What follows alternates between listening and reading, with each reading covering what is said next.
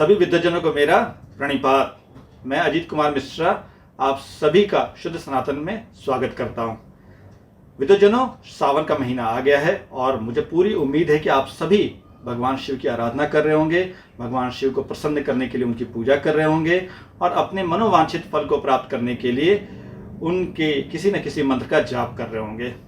आमतौर पे ज़्यादातर लोग भगवान शिव के इस महान मंत्र का जाप करते हैं जिसे हम कहते हैं ओम नमः शिवाय। ओम नमः शिवाय का साधारण अर्थ होता है वो ये होता है कि हम भगवान शिव को नमस्कार करते हैं। पर क्या वास्तव में इसका यही अर्थ होता है? क्या शास्त्रों में भी इसका यही अर्थ दिया हुआ है या कोई ऐसा अर्थ है जिसके बारे में बहुत कम लोग जानते हैं? आज मैं आपको शास्त्र सम्मत और संस्कृत के शब्दकोशों के आधार पे ओम नमः शिवाय का अर्थ बताऊंगा। लेकिन उसके पहले मैं आप सभी से ये निवेदन करता हूं कि अगर आपको हमारा ये वीडियो पसंद आता है तो आप इसे ज़रूर लाइक करें, और अगर आप नए हैं और शुद्ध सनातन से जुड़ना चाहते हैं तो आप हमारे शुद्ध सनातन चैनल को सब्सक्राइब भी कर सकते हैं। अगर आपको नोटिफिकेशन चाहिए कि हम कौन से वीडियो लेकर आ रहे हैं तो आप सब्सक्रिप्शन में जा करके बेल का आइकन बटन को दबा भी सकते हैं। और अगर आपको हमारे किसी वीडियो से कोई दिक्कत है तो आप इसे डिसलाइक भी कर सकते हैं, लेकिन हमारा अनुरोध होगा कि आप डिसलाइक करने के बाद एक कमेंट ज़रूर डालें ताकि हम अपने कंटेंट में कुछ सुधार कर सकें। तो चलिए विद्वजनों, हम शुरू करते हैं। ओम नमः शिवाय का अर्थ क्या होता है? साधारण रूप से यही अर्थ माना जाता है कि हम भगवान शिव को प्रणाम करते हैं। ओम नमः शिवाय। लेकिन ये अर्थ ज़रूरी नहीं है कि बिल्कुल सही हो। ओम का अर्थ होता है उस एक परमात्मा की ब्रह्मांडीय ऊर्जा का नाद जिससे इस समस्त सृष्टि का निर्माण हुआ है। और नमः का अर्थ होता है न ममः, अर्थात ये मेरा नहीं है। और शिव का अर्थ होता है जो कल्याण स्वरूप हो। शिवाय का अर्थ होता है जो कल्याण स्वरूप हो। तो अब जरा जोड़िए इसको कि क्या अर्थ होता है। तो इसका अर्थ ये होता है कि हम उस ओम रूपी ब्रह्मांडीय विराट परमात्मा के उस ऊर्जा को जो कि कल्याण स्वरूप है उसको हम ग्रहण करते हैं।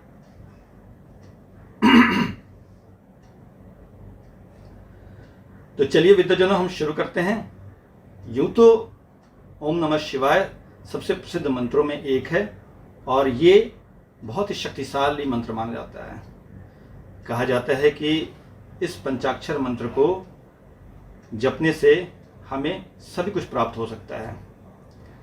लेकिन ओम नमः शिवाय का क्या यही अर्थ है कि हम भगवान शिव को प्रणाम करते हैं या ऐसा कोई और रहस्यात्मक अर्थ है? मैं आपको आज संस्कृत के शब्दकोशों के आधार पे, शब्दों की व्युत्पत्तियों के आधार पे और शास्त्रों के आधार पे ये बताऊंगा कि ओम नमः शिवाय का मूल अर्थ क्या होता है, जिसे शायद ही आप जानते हो। ओम क्या है? ओम उस विराट परमात्मा जो एक है उसका नाद है, उसका वो शब्द है जिसकी ऊर्जा से ये समस्त सृष्टि बनी है हमारी।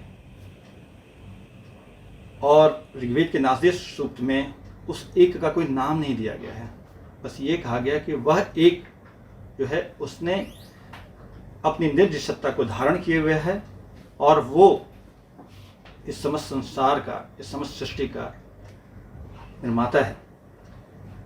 नमः का जो अर्थ होता है संस्कृत शब्दकोशों के अनुसार वो बना है न ममः से, जिसका अर्थ होता है जो मेरा नहीं है। और शिव का अर्थ होता है कल्याण स्वरूप, कल्याण।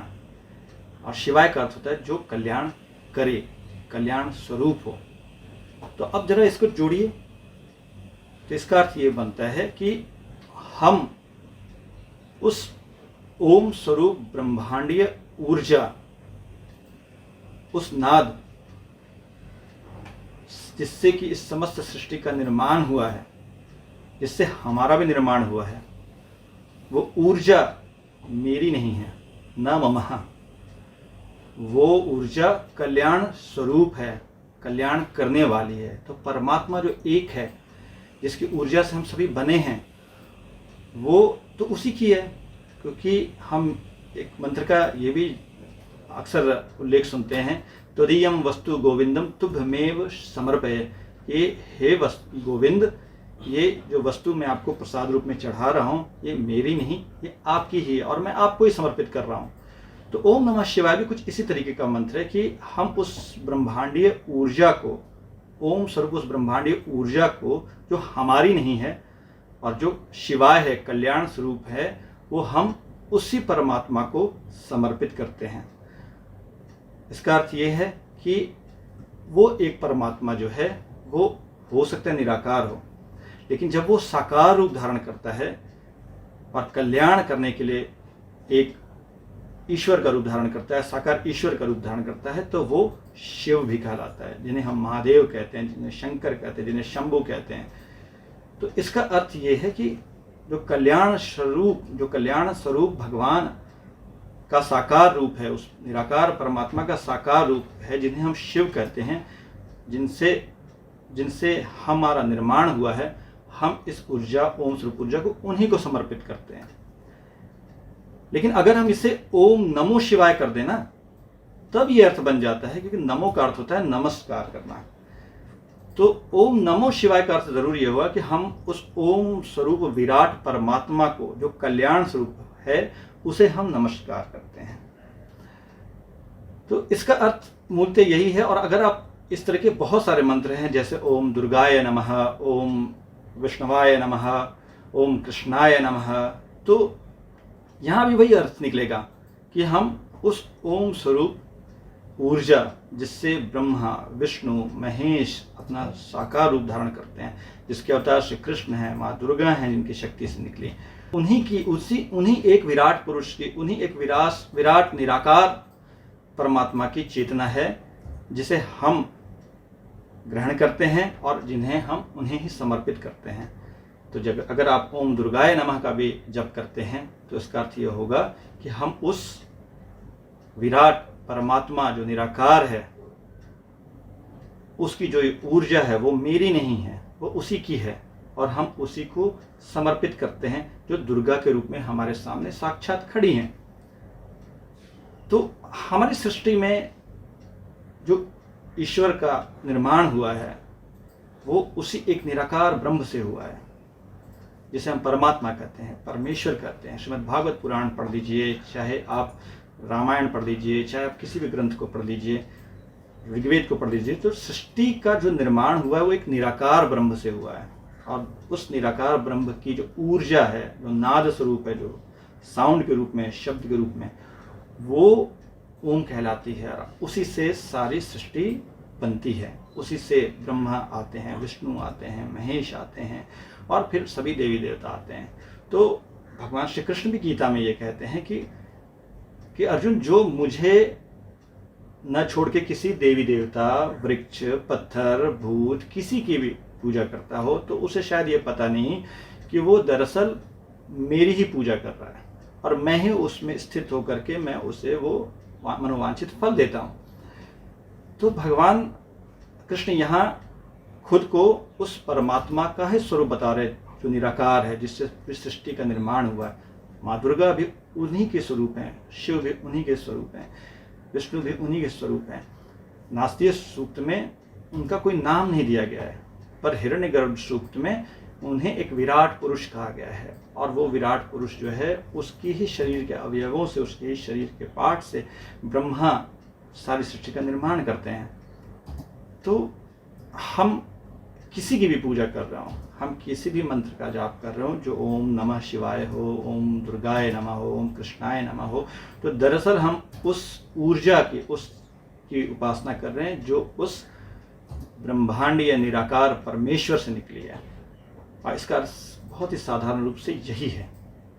तो मैं आप सबको ये ज़रूर निवेदन करूँगा कि अगर आप भगवान शिव की पूजा करते हैं, तो आप जब इस मंत्र का जप करते हैं, तो आप ज़रूर इस भाव के साथ कीजिए कि आप भगवान शिव रूपी साकार उसी परमात्मा की पूजा कर रहे हैं, उसी परमात्मा की ऊर्जा जिससे आपका निर्माण हुआ है, जिसे आप ग्रहण कर रहे हैं, आप उसको उसी को समर्पित कर रहे हैं।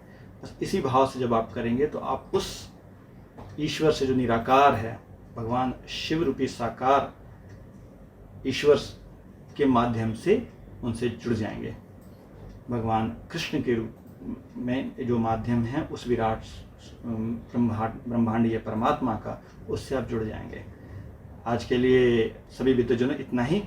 मैं जाते जाते ज़रूर निवेदन करूंगा कि आप लोग को अगर ये हमारा वीडियो पसंद आता है तो आप इसे ज़रूर लाइक करें, और अगर आप ऐसी शास्त्र सम्मत अन्य बातों को जानना चाहते हैं तो आप हमारे वेबसाइट पे भी आ सकते हैं। और हमारे वेबसाइट का एड्रेस है www.shuddatn.org। मैं एक बार फिर से आपको बताता हूँ शॉर्ट फॉर्म में, www.shuddhasanatan.org।